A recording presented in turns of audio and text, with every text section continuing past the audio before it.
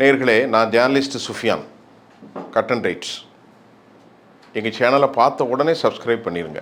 நீங்கள் சப்ஸ்கிரைப் பண்ணிங்கன்னா எலெக்ஷன் வரப்போகுது, இன்டர்நேஷ்னல் மீடியாக்களில் நிறைய செய்தி இருக்குது, தேசிய செய்திகளை அப்படியே அனலிட்டிக்கலாக தர்றேன். அவ்வளவு துல்லியமாக தருவதற்கு உங்களுடைய ஆதரவை நான் எதிர்பார்த்து காத்திருக்கிறேன். தோழர்களே, இன்றைக்கி தமிழ்நாட்டில் முக்கியமாக நாங்கள் பார்க்க போகிறது கூட்டணிகள் முடிவாக இருக்கிறது. திமுகவில் அந்த கூட்டணியில் ரொம்ப நாள் திமுகவை என்ன சொல்கிறது, உளவியல் ரீதியாக சித்திரவதை செய்து கொண்டிருந்த காங்கிரஸ் கட்சி தற்போது அந்த சித்திரவதையிலிருந்து திமுகவை கொஞ்சமாக விடுதலை செய்ய வைத்திருக்கிறது. இப்போ டிஎம்கே தமிழ்நாட்டு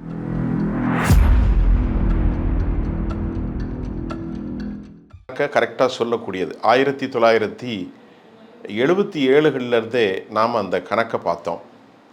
எப்போதும் காங்கிரஸ் கட்சி யார் கூட சேருவாங்களோ அவங்க தான் ஜெயிப்பாங்க.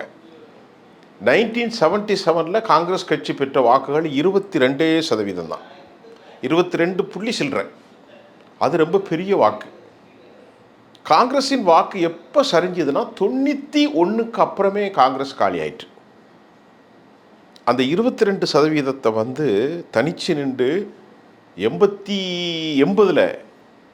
அது மறுபடியும் திமுகவோடு நின்றது. முதல் எலெக்ஷனில் எம்ஜிஆரோடு இல்லை, தனித்து தான் நின்றார்கள். 77 80 திமுகவோடு நின்றது. ரெண்டு பேருக்கும் 117.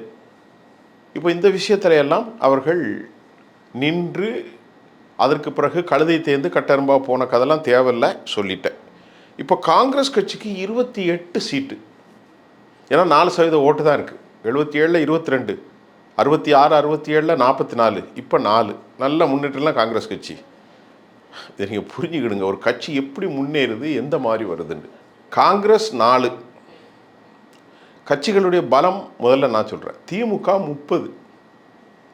1991 ராஜீவ்காந்தி படுகொலை செய்யப்பட்ட போது திமுக ஜெயிக்கவே முடியாது, திமுக காரனாலே கொலைகாரன்னு பார்க்கப்பட்ட அந்த காலத்தில் திமுக பெற்ற வாக்கு சதவீதம் 23, கொஞ்சம் கொஞ்சமாக ஏறி இப்போ 30 அளவுக்கு வந்திருக்கும்னு சொல்லப்படுது. அல்லது ஒரு 28 அப்படி இருக்கும். காங்கிரஸ் ஒரு 4, சரியா? விடுதலை சிறுத்தைகள் கட்சி ஒரு குறைந்தபட்சம் ஒரு 6% மேலே தான் இருக்கும்.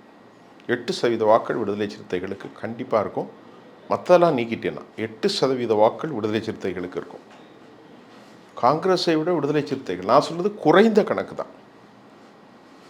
அப்புறம் தேமுதிக ஒரு 2% வாக்கு கண்டிப்பாக பெறும். இந்த முறை 2லிருந்து 2.5% பெறும். குறைஞ்சபட்சமே போடும், 2 சீட்டு போடுவோம், 2% போடும். அப்புறம் மறுமலர்ச்சி திமுக ஒரு 2%. அப்புறமா இடதுசாரிகள் ரெண்டும் சேர்த்து ஒரு 4%. இப்படி தான் பார்க்கணும். இஸ்லாமிய அமைப்புகள் எல்லாம் சேர்த்து அது ஒரு மொத்தமாகவே இஸ்லாமிய வாக்காளர்கள் ஒரு 8% வாக்கும் திமுக விழுந்துடும். இந்த 3 கட்சி இருக்குது, இந்திய யூனியன் முஸ்லீம் லீக்கு, மாமக, அப்புறமா இது பாப்புலர் ஃப்ரண்டா, அதுதான் இந்த 3, தமீமுல் அன்சாரி எல்லாருமே இங்கே தானே இருக்காங்க. அப்போ அந்த ஓட்டு எத்தனை சதவீதம் முஸ்லீம் ஓட்டு இருக்கோ, எவ்வளோ போலாகுதோ அவ்வளோ விழுந்துடும். அதை அப்படியே விட்டுருங்க. அப்புறம் தனியரசு, தமீமுல் அன்சாரு, அப்புறம் கருணாஸு, அதுக்கடுத்து நம்ம பார்க்க போகிறது யார்? ஓபிஎஸ் ஒரு கூட்டணியில் தான் வைக்கணும். நீங்கள் ஓபிஎஸ் ஒரு கட்சி தான், திமுகவில் இருக்கார், ஆனால் அவருக்கு ஒரு கூட்டணி தான். அது போக வாழ்வுரிமை கட்சி, அப்புறமா இவங்க எல்லோரும் இருக்காங்க. இதையெல்லாம் சேர்த்து பார்த்தா திமுகவுக்கு குறைந்தபட்சம் ஒரு 10 கட்சி நிற்குதுன்னு வைப்பலாம். காங்கிரஸ் கட்சி 1, தேமுதிக 1 2, விடுதலை சிறுத்தைகள் 1 3, மறுமலர்ச்சி திமுக 1 4, இடதுசாரிகள் 2 6, மதிமுக 1 7, மீதி எல்லாம் சேர்த்து ஒரு 5 கட்சி. 7 4 12. ஒரு ஆளுக்கு 1% ஓட்டு பெற்றாலே 12% வந்துடும். காங்கிரஸையும் சேர்த்தான் சொல்கிறேன். காங்கிரஸும் சேர்த்து ஒரு ஆளுக்கு 1% பெற்றாலே 12%, ஒரு ஆளுக்கு 2% பெற்றாலே 14%. அப்படி பார்க்கிற போது கிட்டத்தட்ட 40%க்கும் குறையாமல் 45%க்கும் மேலே திமுக பெறப்போகிறது. இந்த கால்குலேஷன் படி இதுதான் உண்மை. திமுகவுக்கு செம்படிக்கிறவர்களாக இருந்தாலும் சரி, திமுகவுடைய எதிர்முனையில் இருந்தாலும் சரி, இது திமுகவுக்கு இது அவருக்கு ப்ளஸ் பாயிண்ட் இருக்குது. Plus point. அப்போ திமுகவுக்கு எல்லாருமே வாக்கு அளித்துத்தான் ஆக வேண்டும் என்று மனநிலை இல்லை. அந்த கட்சி தொண்டனை தவிர இவங்க எல்லாருடைய வாக்குகளும் இவ்வளோ கிடைக்க போகுது. ஒன்று. இதில் ராஜதந்திர யுக்தியில் காங்கிரஸ் கட்சியை கண்டெயின் பண்ணதான் திமுகவுடைய பெரிய வெற்றி. அதில் சிதம்பரம், ஸ்டாலின் மற்றும் ராகுல் காந்தியை விளக்கி சோனியாவோட அக்ரிமெண்ட்டை போட்டு 28. செல்வ பெருந்தகை சிதம்பரத்துடைய பினாமி தான் அவர். அவ்வளோதான். இது தாண்டி விடுதலை சிறுத்தை காங்கிரஸ் கட்சி கேட்டது 41 தொகுதி, கொடுத்தது 28.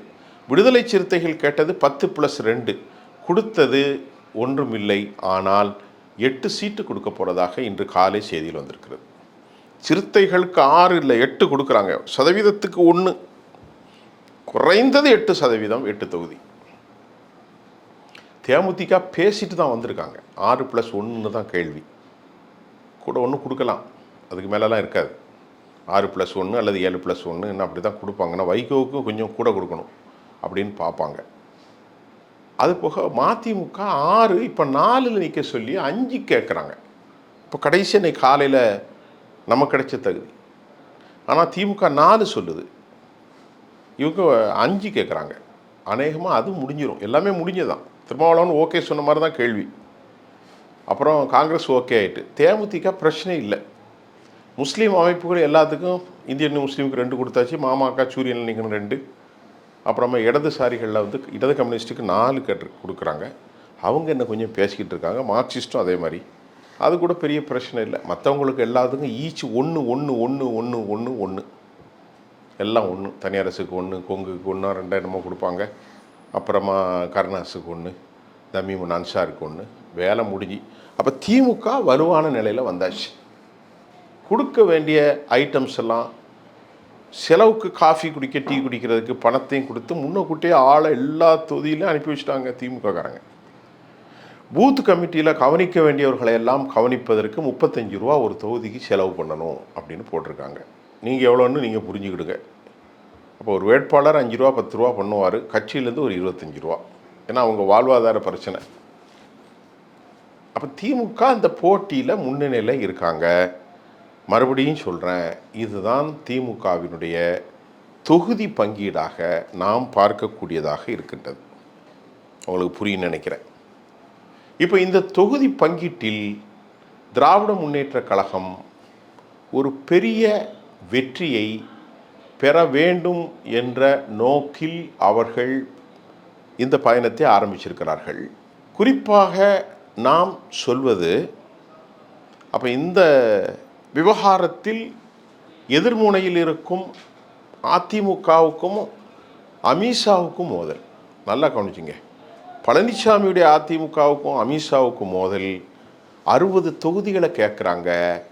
அதுவும் கொங்குவிலும் தமிழ்நாட்டில் எல்லா இடங்களிலும் இருக்கக்கூடிய ஹிந்து புராதன கோயில்கள் இருக்கிற இடம். நாகர்கோயில், சென்னையில் சில தொகுதிகள், தூத்துக்குடி, மதுரை, திருநெல்வேலி, தென்காசி, விருதுநகர் இப்படி கேட்குறாங்க. இவர் என்ன சொல்கிறாரு, 24 தான் தருவேங்கிறார். அவங்க என்ன சொல்கிறாங்க, 60 தொகுதிகளில் நாங்கள் எல்லாருக்கும் பிரித்து கொடுத்துட்றோம். எங்கள் கூட இருக்கிற அவ்வளோ பேருக்கும் அமமுக வரைக்கும் கொடுத்துட்றோம். நீங்கள் 17 டிக்கெட்டை பழனிசாமி சார்பாக அன்புமணிக்கு கொடுத்துருங்க, மீதி உள்ள 60ல் நாங்கள் நிற்கிறோம் அப்படின்னு சொல்கிறாங்க. அதாவது அவங்க சொல்கிற கணக்கு பார்த்தா 180 + ஒரு 60 240. இப்போ 170 தொகுதிகளுக்கும் கீழே தான் இவங்களுக்கு மொத்தம் வரும். அப்படி பார்க்கும்போது பழனிசாமியான் வகரா 150 தொகுதியில் தான் நிற்க முடியும். 150, 167, 77, 87, 97 அப்படின்னு வரும். ஆனால் பழனிசாமி 179 தொகுதியில் 2021 போட்டியிட்டு பாரதிய ஜனதாவுக்கு 20 தொகுதிகளும் பாமகவுக்கு 23 தொகுதிகளும் கொடுத்துருக்கிறார்கள். ரொம்ப பலவீனமாக இருக்காங்க அவங்க. அமமுக கிளீன் பவுல்ட் ஆயிட்டாங்க. ஏனென்று சொன்னால் அமமுகங்கிற கட்சியே சசிகலா அவர்களின் பேரில் ஆரம்பிக்கப்பட்டது. நீங்கள் வந்தால் எப்போதும் தலைமைக்கு வரலாம் என்று தான் சொல்லப்பட்டது. அதனால் அவர் இப்போது இவ்வளவு பெரிய துரோகத்தை செய்து அவமானப்படுத்திய பழனிசாமி கூட போய் எப்படி சேரலாம் அப்படிங்கிற மாதிரி தென் பகுதியில் இருக்கிற முக்குலத்தோர் சமூகம் கடும் கோபத்திலும், முக்குலத்தோர் சமூகத்தை தாண்டி அமமுகவில் இணைந்திருக்கிற ஏராளமான கட்சிக்காரர்கள் மனவலியோடும் பிரிந்து போனதால் அமமுக கடைசியாக பெற்ற வாக்கிலிருந்து கம்ப்ளீட்டாக அவங்க டிக்ளைன். புரியுதா? அப்போ அமமுகவுக்கு கிடைக்கிற வாக்கு வெளியே போகுது, ஓபிஎஸ்க்கு கிடைக்கக்கூடிய வாக்கு வெளியே போகுது. பாஜக 11 பிடிச்சது இப்போ 5 ஆக போகுது. பழனிசாமி எல்லாத்தையும் சேர்க்காம போனது காலி. அதனால் இந்த ரிசல்ட்டு பழனிசாமி தலைமையில் இப்படி சென்றால் அவருக்கு என்ன நடக்குங்கிற ரிசல்ட்டை நான் சொல்ல நீங்கள் புரிஞ்சுக்கிடுங்க. திமுக மீது ஏராளமான ஊழல் புகார்கள், 515 வாக்குறுதிகளில் ஏராளமாக அவர்கள் செய்ய மறுத்தது, 113 வெறும் 13 எம்எல்ஏக்கள் மீது கடுமையான ஊழல் புகார்கள், சட்ட ஒழுங்கு பிரச்சனை, அரசு அமைப்புகளின் போராட்டம், இது எல்லாம் தாண்டி திமுக நம்புவது கூட்டணி பலம் மட்டும்தான். மைனாரிட்டி ஓட்டு 5000 ரூபாய் கொடுத்தது, உரிமை தொகை 1000, அப்புறமா இலவச பஸ் பாஸ், அப்புறம் இனி அந்த டைமில் ஆளுக்கு 2 ரூபா கொடுக்க போகிறாங்க ஓட்டுக்கு. இதையெல்லாம் நம்பி நம்பி நாங்கள் வெற்றி பெற்றுவோம் அப்படின்னு நிற்கிற கணிப்பு தான் இன்றைக்கி பார்த்துருக்கேன். இன்று காலை செய்திகளோடு செவ்வாய்க்கிழமை திமுக கூட்டணி எல்லாவற்றையும் கூப்பிட்டு குடித்து எல்லாத்தையும் முடிச்சிடறாங்கங்கிறதோட நான் முதல் கட்ட செய்தியிலேருந்து உங்கள்கிட்ட விடைபெறுகிறேன். நாளை மறுநாள் புதிய செய்திகளோடு நாளைக்கு உங்களுக்கு நான் சந்திக்கிறேன். நன்றி.